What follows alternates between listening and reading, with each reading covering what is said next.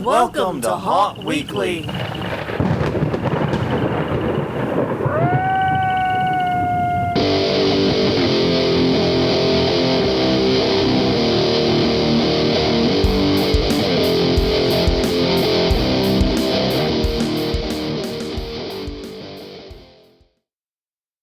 Hello, everyone. I'm Jonathan. I'm Crystal. And this is Haunt Weekly, a weekly podcast for the haunted attraction entertainment community. Whether you're an actor, owner, or just plain aficionado, we aim to be a podcast for you.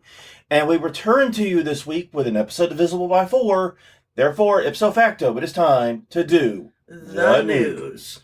And yes, indeed, we actually have a fair amount of news coming your way. Mm-hmm. It's been surprisingly active this go-around. This past month has seen a lot of different things happening. But if you're not interested in a news episode, I understand. Check out all the places we exist. We're at hauntweekly.com, Haunt Weekly on Facebook, youtube.com/hauntweekly is the YouTube channel. Plus, wherever you get your podcasts from, you will find us there. Let's see. We're doing our top of the episode stuff.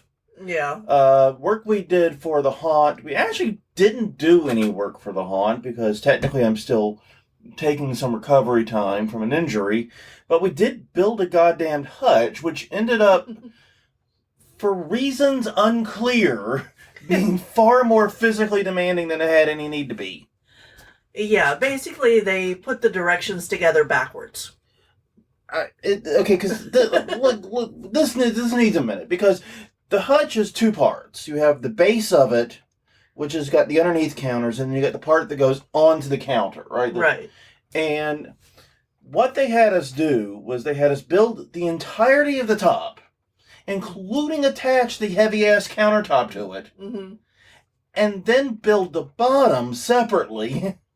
Yeah. And then pick up and turn the top upside down and slot it onto the top. I'm in the bottom row. Onto the bottom. Yeah, it was a clusterfuck. It was not pretty.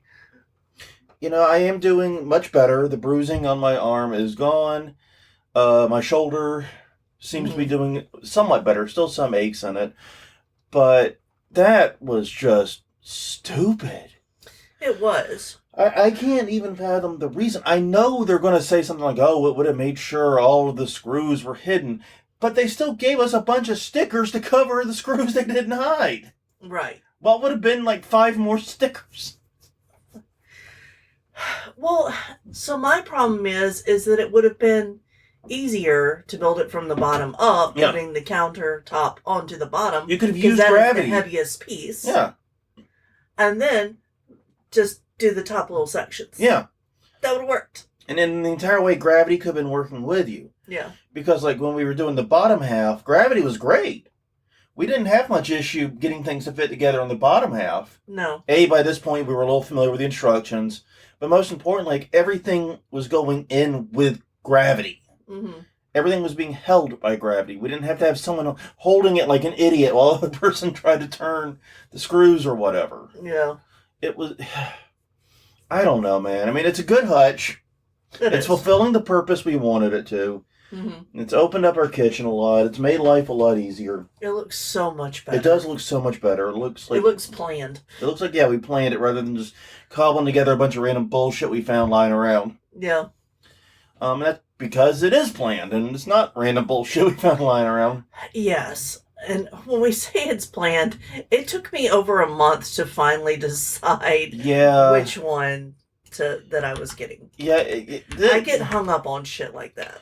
Yeah, I've learned over the years that there is like a price range where you really obsess over every detail.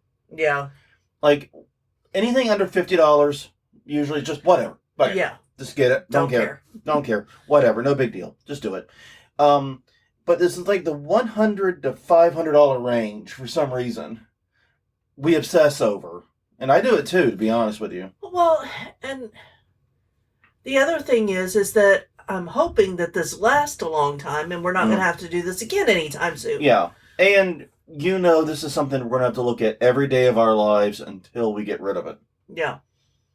So I get those things. But it's always interesting how, like, those purchases we really, really try to hone in on for some reason. And I can't pinpoint exactly why, but yeah.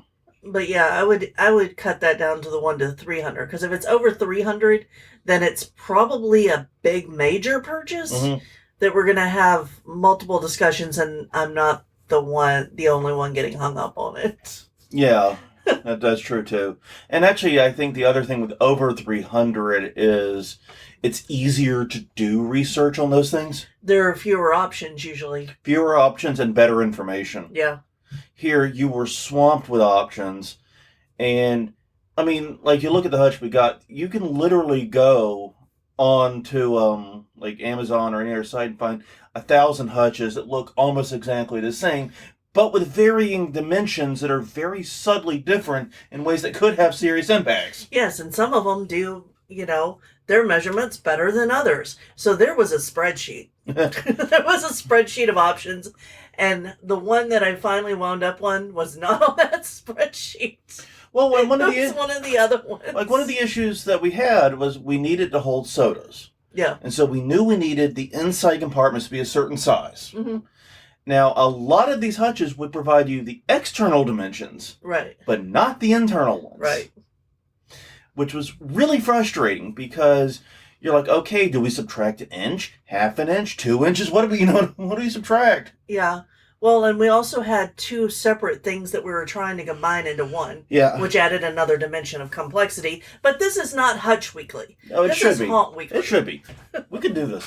Hutch Weekly, this week on Hutch Weekly. We're just going to have a house full of Hutches that we assemble and then rate. Jesus Christ, if we had to do this every fucking week, I don't know how long. I know I wouldn't make it through the month. No. Anyways, on that note, we'll move forward. Every week we ask a question a week. Last week's question a week was, is there a big event in your town that disrupts things? Mm-hmm. Y'all had some thoughts. Yeah. Cole Auger said, we had something last summer called Camporee. That brought in a huge influx of Jehovah's Witnesses to the Gillette, Wyoming. Everyone was worried about the flood of people into such a small town, but it was good for small businesses, and they were super respectful visitors. And I think that's kind of in some ways the best type of event to disrupt your town. Yeah. Because by the mere nature of it being called Camporee, which, hey, come on. Yeah. Camporee. Anyways, by the fact that it's that, they're camping. So most of the time they will be away. They will be in town to buy snacks and do things, that they have to go away again. So that's kind of the best way to get something to disrupt your town. Jason Rosso said, we have a Dairy Day parade and festival in June. That's about it. I'm from the home of the Okra Strut, so I can't say shit. Yeah. Literally, the big parade was called the Okra Strut. Moving on. That was in South Carolina. Yes, not here. And tiny town in Louisiana that I was near had the Pecan Festival. Yeah, that was Colfax versus Colfax, Louisiana, Irma, South Carolina. Mm-hmm. So yeah, we understand those. We understand those types of things. Chris Gaze just said summer. Shore resort area life is very different from Memorial Day to Labor Day. Most in island traffic lights are yellow flashing this time of year because the population drops about 90% in the winter. It's absolutely hilarious. My parents retired not that long ago. And my entire fucking life, I've heard over and over and over again, they want to retire to the beach. Yeah. They want to live somewhere where they can be on the beach in 20 minutes. They love Myrtle Beach, South Carolina, just so very much. Mm-hmm. And then all they do is bitch about it during the summer. I am not even kidding. So, feel ya. But I have sympathy for you, not for my parents. Is what I'm saying. Yeah, they got what they wanted. They knew exactly what the fuck they were doing, and they did it anyway. Mm-hmm. Moving on. Kevin Hopkins says, our country fair draws over 250,000 people in its 11-day run. Jesus. The downtown area around it gets pretty congested and local businesses take a slump. And that's the interesting thing there is that it hurts local business. Right. That's what we saw with the Superdome. Super Bowl, yeah. Super Bowl. Yeah, a lot of local business. So if you were not on Bourbon Street or specifically targeted by the NFL, which NFL and targeting right now is probably not a combination of words I should be bringing together. Probably not. But regardless, yeah, you were screwed, basically. Yeah. And finally, for this week, Sam Farrell said, living in the Smoky Mountains of North Carolina, pretty much all of fall is disruptive to locals due to the leaf lookers. And as one of those former leaf lookers, many autumn weekends spent in Chimney Rock, North Carolina. Yeah. With my family. Yeah, I can imagine. Yeah, I went with you once or twice. I think you went just once, but Yeah. yeah. The leaves had started to change colors. We went early, though. We actually did not go peak leaf season, kind of deliberately. Yeah. Well, I didn't know because I've never lived someplace with seasons. Well, okay, specifically we're leaf changing season. Yeah. And you're right. I didn't think of that, but I knew it wasn't quite peak season yet, and then I didn't care because that's not why I wanted to go. Yeah, they had pictures of the different seasons. That was fine. Yeah, it's very pretty. You can look it up on the internet. It's great. I just wanted to see the view from Chimney Rock one more time before we moved out of the area. Yeah. And then we were going to try to see the waterfall, but I did not get to do that. No. Yeah. If you've never been around Chimney Rock Park, which by the way, we don't know what shape it's in right now. I don't know, and that's where I was going to go. And then, Sorry. by the by, of course, heartfelt sympathies go to those who live in and around Chimney Rock and the impacts they had from the flooding from Hurricane Helene. I know Chimney Rock the town did not make it out well. Yeah. And in fact, my parents informed me that a lot of the places I knew and grew up spending a lot of time in aren't there no more. Mm-hmm. But yeah, it's so I don't know what condition the park is in, but yeah, it was a treacherous trek to the waterfall than you were willing to take, we'll say. Yeah. Yeah. All right. Yeah, the steps to it basically triggered my height issues. Well, you don't have direct fear of heights. No. It's weird. It's just certain types of steps freak me out. Yeah. Namely ones you can see through. Yeah, and we're also thinking about all of our friends. We're still thinking about all of our friends in California and looking for any kind of relief that haunts are doing, either providing for the people affected by the fires out there or who are, were affected themselves. Yeah, and then you got the flooding in Georgia that also happened recently. And fires in the Carolinas going on right now. So it's hard to keep track of the natural disasters right now, unfortunately. Yeah. But thoughts out to everyone. And it does lead into our question of the week for this week in an odd way, which is, does your haunt donate or participate in a charity? Which ones? Let us know. HauntWeekly.com, HauntWeekly on Facebook, and YouTube.com/HauntWeekly. Leave a comment, send an email. Let us know. All right, well, since it is a news week, that means it's also time to do conference reminders. And luckily, it's a pretty easy one to do.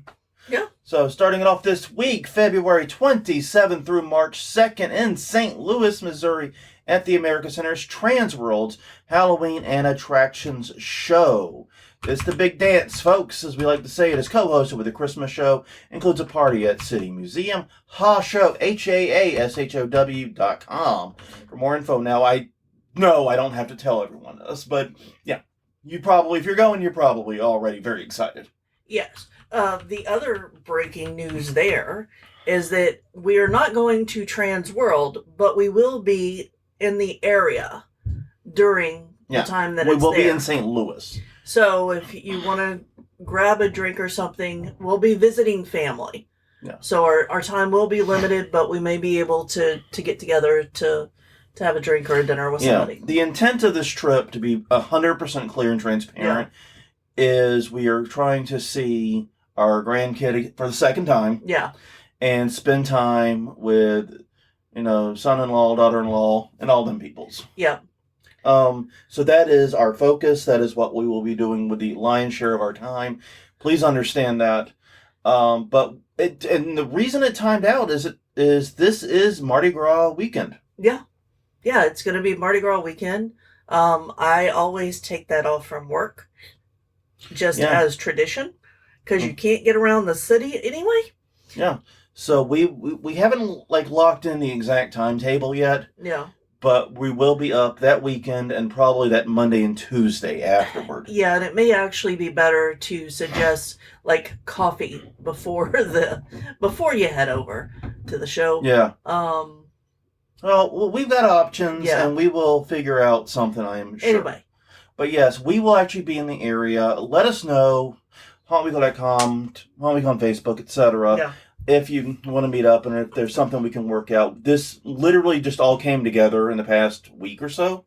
Yeah. And so yeah, but we will not, like I said, the goal is family, grandbaby, and that stuff. It just happens to be the same city at the same time. Right. And we have a lot of friends who go to it. So anyway, on to the next conference reminder. Yes. April 4th through the 6th, it is April Ghouls, and it is in Athens, Georgia at Southern Brewing. They will be touring the Haunted Trail. There'll be vans, vendors, and more. And hauntfest.net for more info. All right, and it's the East Coast Haunters Convention, April 24th through the 27th in Oaks, Pennsylvania, at the Greater Philadelphia Expo Center. Info still pending, but it's paired with the East Coast Christmas Show. Learn the details at eastcoasthuntersconvention.com. And finally, for this week, April 25th through the 27th, it's the Spooky Swap Meet in Los Angeles, California at the Heritage Square Museum. It's a great place to purchase gently loved items, including costumes and decor, created by the co-founders of Midsummer Scream. SpookySwapMeet.com for more info. Sounds like a good time to me. Well, so yes, to repeat, we will be in St. Louis doing family stuff during Halloween. During oh, wow! 2 car crashes. Nice! Yes. During Trans World Weekend. So yeah, definitely, if there's something interesting. We are not going to be attending like the after parties or anything so wild. Yeah, because we basically have to be presentable to hang out with the kids. And to deal with extended family and other things too. It was a lot of fun the year we were able to go. Yeah. But like I said, this one came together super last minute, and it's owed to the fact that Trans World and Mardi Gras are overlapping perfectly, which they don't usually do. No. So, the year we went, it was in January, which was an outlier it was early. year. I thought it was early February, but it was way early. Yeah, it was an outlier year because they were getting ready to do some kind of construction or renovation, and they moved Trans World up. Anyway. All right, on that note, though, it is an episode of Visible by 4. That means it is time to do the news. And we're opening things off with a not-so-fun one. State Attorney General has opened an investigation into Fearfest Haunted House. Now, to be 100% clear, so Brett Hayes doesn't sue me, it's not Fear Fair, it's Fearfest. Yes. I know we've talked about Fear Fair a lot on this podcast, but no. Different haunt entirely. Yes, this one is in Missouri. Yes, and this article is by KOMU8.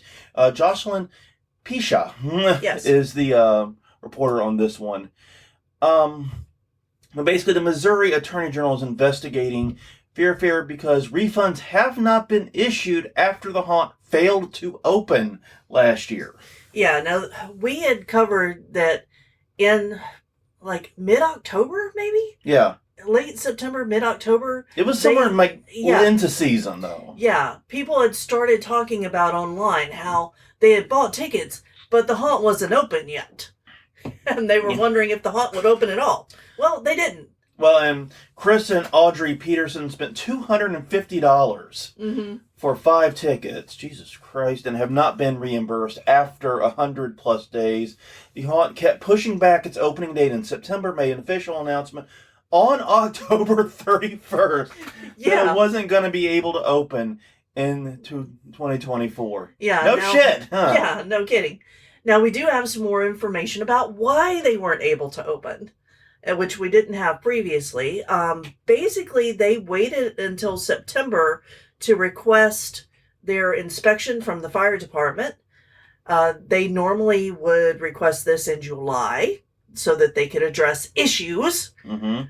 Well, the inspection found multiple violations, including dangerous freight extension cords, exit sign issues, trip hazards, metal paneling that had cords attached to it to provide you with a nice buzz. Well, and none of this is good, obviously, but No. none of it also is like unrecoverable from theoretically, right? Like if you had found about it, I don't know, in July, there's plenty of time there to rectify these issues. Like extension cords can be replaced. Yeah. These are all things that, they're not good. You definitely should be dinged for them on a fire and safety inspection. Mm-hmm. But none of this is the end of the world. Right. At least it shouldn't have been. Right. So basically the website put out a statement that refunds would take 4 days. Mm-hmm. That turned out not to be true either. Mm-hmm. And it hasn't happened for everyone. The closure notice wasn't emailed to ticket buyers either. No. So they found out from the news, I'm guessing. Yeah. If they found out at all. Basically, So it was just crazy. And, the assistant fire chief basically pulled the plug on it. That was Gail Blumenkamp. Sorry if I am butchering that name. Said nobody wanted to be involved. Nobody involved, including the owner, the property owner, the fire district, wanted to be the one standing here on a Saturday morning going, why did you let this happen and why did these kids die in a haunted house? That's why they closed it, because they didn't want to have to put out that messaging if something went wrong. Mm-hmm. Well, and we talked about with the Six Flags fire why that's a thought that right, that fire marshals and fire departments are going to have. Exactly. And the other thing about this is that the owner in the article talked about how they hadn't changed anything from last year. And the fire department's like, yeah, you haven't changed anything in a long time, and that's the problem. So it really speaks to the issue of maintaining your upkeep of your haunted house if you're working with the fire department to make sure you can open. And they haven't changed anything from like a layout perspective, I'm assuming, and that's not a positive sign either. No. That's worth saying. But you have to still maintain. Mm-hmm. I mean, extension cords wear. Things, happen. And God knows actors damage things. Yeah, and why there would be trip hazards is, like, that seems like you would have fixed that, Yeah, the bottom line to me is, for most of this, is that they had requested the inspection too late. Yeah. And... yeah, because they were supposed to open in September. They didn't even ask until September. And that's just it. If you hadn't changed anything. Yeah. You hadn't done any major new construction. Like, I can understand, construction overran. We went too long on that side. Yeah. Okay, that's unfortunate, but that's not necessarily, a head scratcher. Mm-hmm. What's a head scratcher is they said they didn't change anything. Yeah. And they didn't ask until September. Yeah.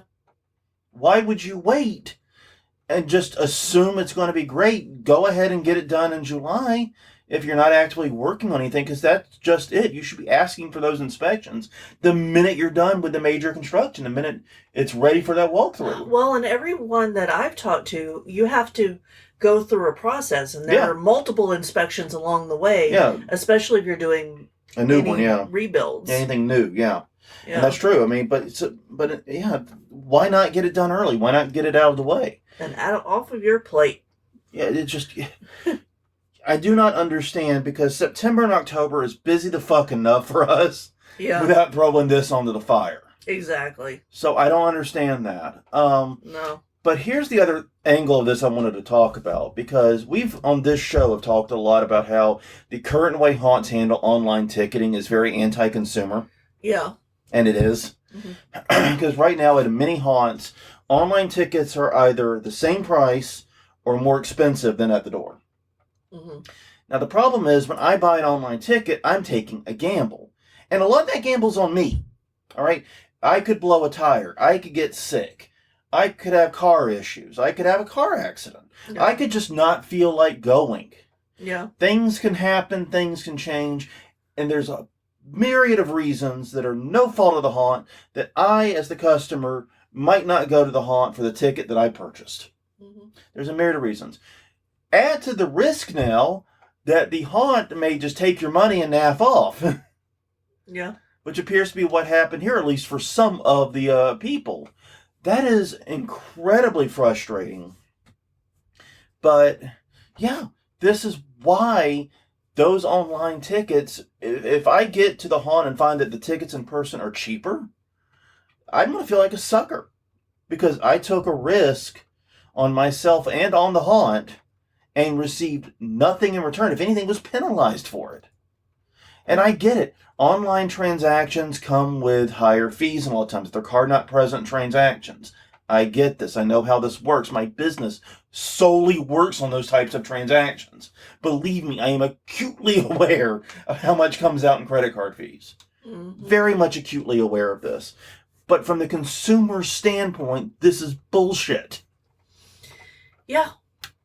So, yeah, just something to think about when setting up your online ticketing prices. And remember that by buying online, they're also saving you money by not having you have a human being take the ticket. You need fewer people at your ticket window. So be thinking about these things and be thinking about stories like this one because I guarantee you your customers will be. Mm-hmm. All All right, moving on. Hudson Haunted House of Hudson, Ohio, released on their Facebook page that they will not be hosting their St. Patrick's Revenge this year. They took damage in January due to a deep freeze and are working to repair it, but not able to make it for this one. But they're hoping to be back for halfway to Halloween. They are asking for donations if anyone would like to help at hudsonhauntedhouse.org. They are a JC's haunt that started in 1970. Yeah, so they're entering 55 years by what that means. Oh, wow, that's wild. Yeah. Hoping for the best of them. I've always been a little dicey about St. Patrick's Day haunts. Yeah, well, yeah. Yeah. Well, St. Patrick's Day is very complicated in the way that it's celebrated in the U.S. In particular, yes. And then tying it to a haunt raises another layer of complexity. Mm-hmm.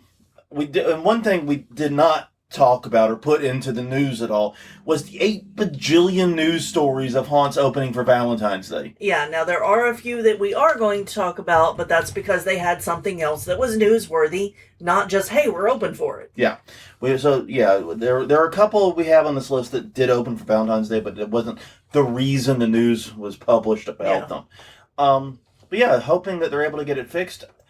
I just figured everything in Ohio was like super hardened against the deep freeze. I figured we were the ones down here that were fucked, right? Yeah, I was surprised too because I'm like, oh, they must have gotten hit by that freeze that came through here, and looked at where they were, and I'm like, oh, you're up there.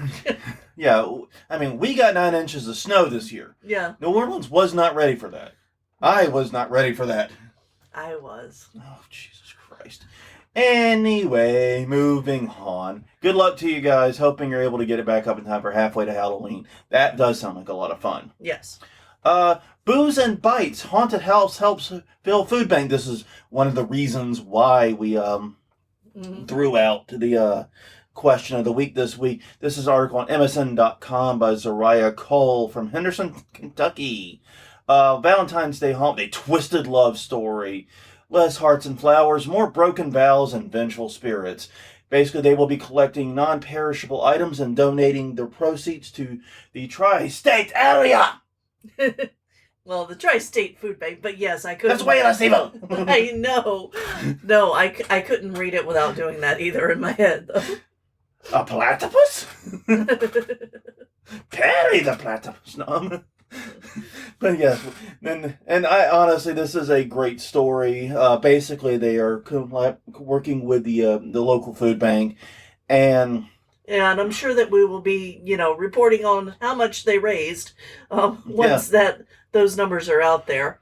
There is a video on this one, so if you want to see what the haunt looks like, they did a walkthrough with the news crew, and they used actually little light up roses for their little flashlight night, which I thought was pretty cool. That was on theme, made sense. I guess that's one of the things is if you're going to do one of these theme nights, you got to lean way in on it. You got to go all the way, and they definitely seem to. Yeah. All right, moving on up. Hidden Screams Haunted Attraction in Lewiston, Pennsylvania, also had a Facebook post about how they held a unique Valentine's experience. they did a murder mystery haunted house with a raffle to win baskets of goodies from local businesses, and they partnered also with a food drive. If you brought a can good, your admission was $8 instead of the regular ticket price. So that was pretty cool of them to do. Mm-hmm. And it sounds like an interesting event overall. Like, I'm really curious about the murder mystery type things. Yeah, we've never actually been to one. We No. have friends who have acted or still do act, I'm not sure which, Yeah. in one of the groups that do these. So, yeah, I don't know much about it. I've been wanting to do one. And maybe that's one thing we should put some effort into over the next few months, is finding a New Orleans murder mystery event that we can go to one Saturday. Oh, I was thinking maybe we could go to one with the kids. Oh, that'd be fun too. While we're up there. Yeah. Anyway. But anyway, yeah. The point being, this is a neat idea. We talked previously about how I expect to see haunts doing more niche experiences other than just come go through the haunted house type things. This is a good example of a way to expand that, I think. This is an interesting idea that really kind of fits that, hey, we're more than just a walk-through haunted house vibe. Exactly. And they have a lot of off-season events coming up. So there will be more chances to participate in the food drive and other things, probably. Just check out their Facebook page for that. Yep. All right. Well, this one is an interesting one. This is an article from News Channel 5 in Nashville by Forrest Sanders. The headline simply reads, "Meet the couple behind a haunted house tattoo studio retro movie theater." Yes. So while we're playing magnet poetry here. No, but basically this is about the Slaughterhouse, which is located in Nashville, Tennessee. And involves Ben, who is a horror movie director, and Stacy, a special effects makeup artist, both of who love scary movies and have been together 20 years. They purchased the Slaughterhouse in 2014, and they converted it to an 8-screen movie theater. So this makes me think immediately of the Broad, not the Broad. What's the theater we went to that one time to do Repo? I don't know, and you've put me on the spot, so I'm sorry. I'm sorry for actually trying to talk to my colleague on a podcast. No, you asked me to recall information on a podcast. Oh, okay. Talking's easy. But they've added a haunted house tattoo studio where you can see the attraction and escape their worries, as they say. Ben was diagnosed with ocular melanoma and has received treatment.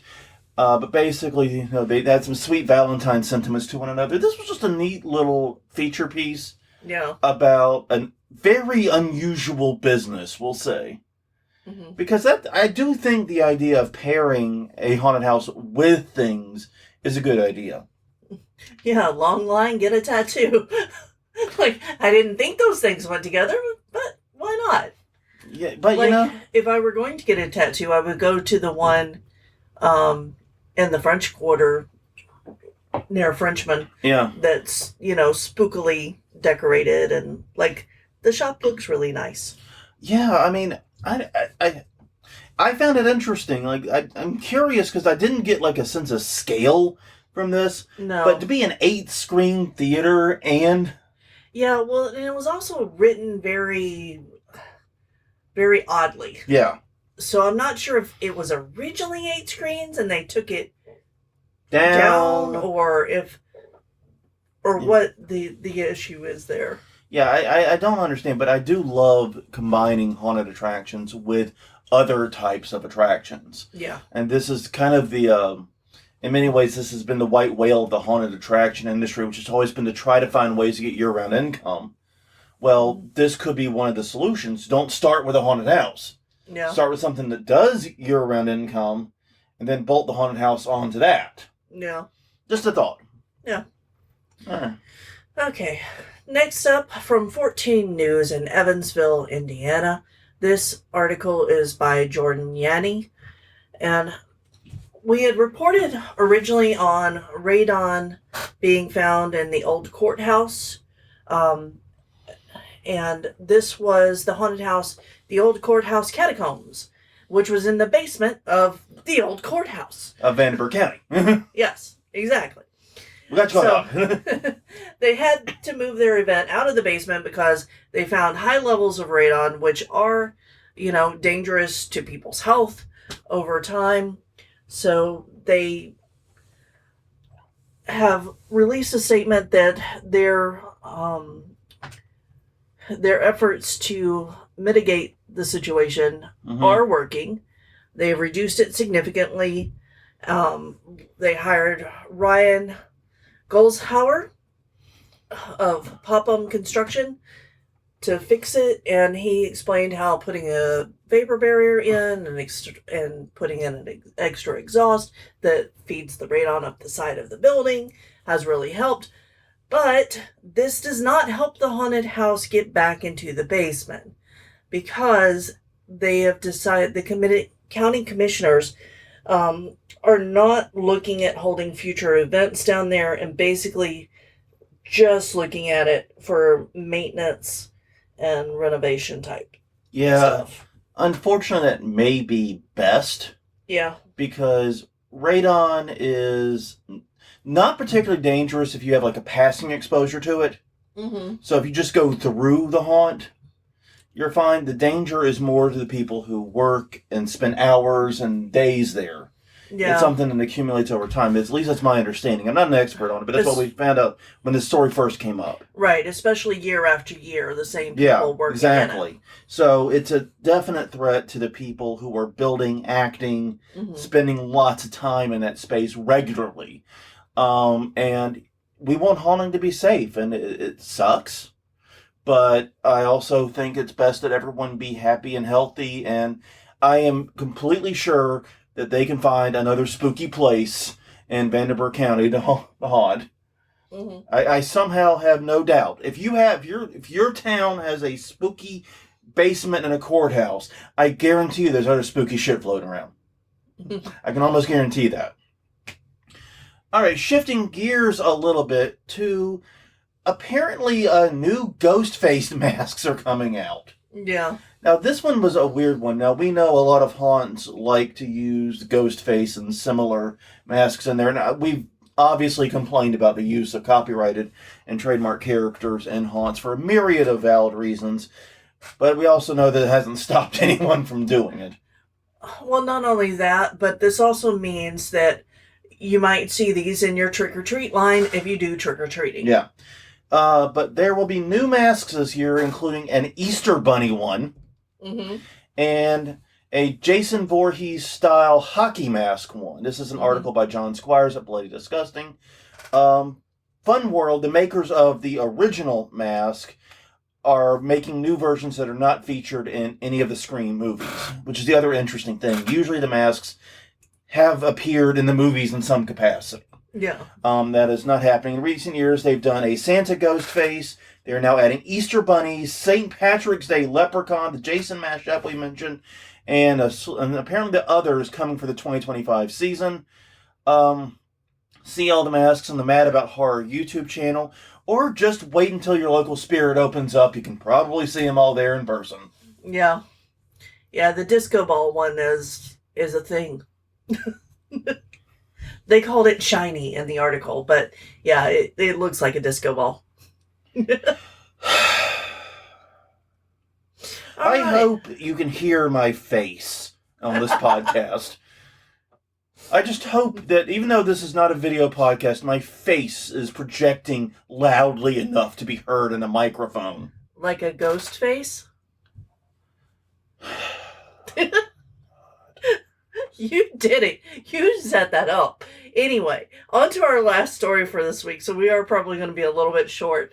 But so you found this article and found it fascinating, and it was on familyhandyman.com. The women don't find handy. Exactly.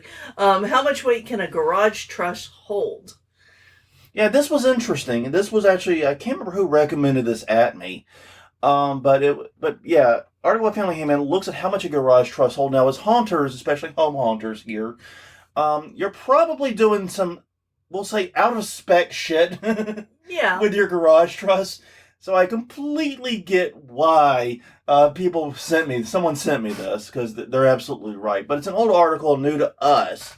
but it said an unfinished ceiling can hold 5 pounds per square foot, basically. Yeah, because if it were to be finished, it would be holding 5 pounds of drywall. Yeah. And the other stuff to make drywall affixed to it. Yeah. So that's where that number comes from. Yeah, and that seemed awfully light to me. But then they noted that like approximately 40 pounds of stuff can be placed on a 2x4 piece of plywood. Yeah, if you put that over, multiples, that's what you get.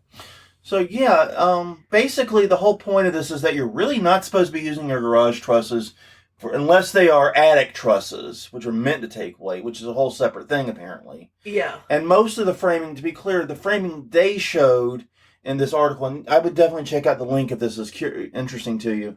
But the issue is the trussing they showed is not the trussing we have. Right. Because the trussing they have look like mostly 2x4, where we have very, very thick beams. Right. That are like 4x8, I think it is. Yeah, it looks... That's the only part of the house that looks overbuilt. Yeah, I would agree with that. Like, seriously. If we haven't added it, that's the only thing that looks overbuilt. So, yeah. But in the end, the funny thing, and the pile on to this, our house, for example, 2 weeks during the cold snap that happened, we had the circuit breaker go out in mine and Crystal's office. Mm-hmm. And it probably should have gone out. There was too much going on. She had a heater on in there, and I had my electronics on. But this is where you learn, like, the most random shit is connected to the same circuit. Yeah. Because your office, my office, the downstairs floor lamp, or the overhead... The ceiling fan. The ceiling fan downstairs was on the same circuit, but not any of the wall outlets. No. Down there, and it's just, like... Our house is construction, and they noted this on inspection. I cannot say I was not warned. It's not necessarily bad. It just doesn't make any fucking sense. It's all safe. Well, turns out minus one thing. It's all up to spec minus one thing. But it's like, wow. They were not thinking when they ran that circuit. No. They were not thinking when they placed those light switches. Yeah. They were not thinking when they wired this son of a bitch. No. Or plumbed it. Right. And we'll eventually have to get an electrician out here to fix some things for us. Mm-hmm. And that'll be a sooner rather than later project on some of this. Yeah. But yeah, our garage is definitely well overbuilt. And like I said, I think next time we have a hurricane, we should just go into the garage. I think we're safer there. Okay. No, I'm kidding. We shouldn't really do that. That doesn't make any sense. But yeah, the roof on the garage... Well, I don't know. Both roofs are well overbuilt. That is true. We have a double roof over the house, and we know what the garage roof looks like. Yeah. So, yeah. Well, anyways, on that note, everyone, thank you very much for joining us for the past 45 minutes or so. Hope this was entertaining and maybe even a little bit educational. Please check out more Haunt Weekly. We're at hauntweekly.com, Haunt Weekly on Facebook, youtube.com/hauntweekly, and any place you get your podcast from. Until next time, I'm Jonathan. I'm Crystal. And we will see you all next week, provided the ceiling doesn't collapse on us because we're overestimating the strength of our garage trusses. Have a good one.